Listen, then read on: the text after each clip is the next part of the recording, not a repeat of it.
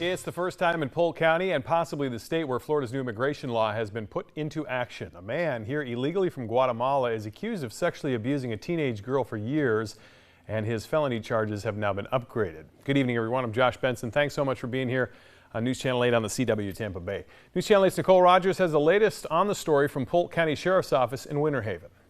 Sheriff Grady Judd says this should have never happened, but it also should have never happened on American soil. Now we're seeing firsthand how these new immigration laws are having an impact here in the Tampa Bay area. For 3 years, the child was not in school. She was not socialized. She couldn't speak English. She was a prisoner. Sheriff Grady Judd says this all started with a teenage girl calling 911.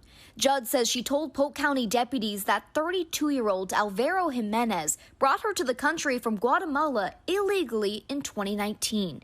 Investigators say Jimenez kept that girl enslaved inside a home in Mulberry for years, where Sheriff Grady Judd says Jimenez repeatedly sexually abused her since she was just 12 years old. That child should have never been sexually abused, should have never been violated, should never been held enslaved so she couldn't freely live in society. Should not have happened.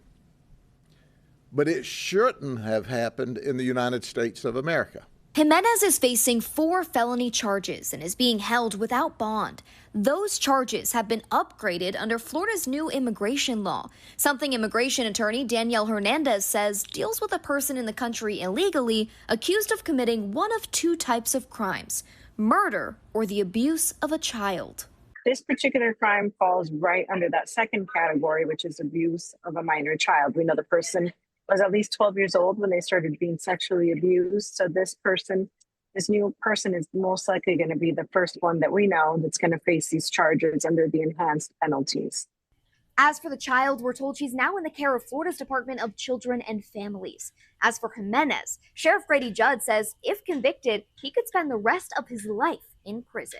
In Polk County, Nicole Rogers, 8 on your side.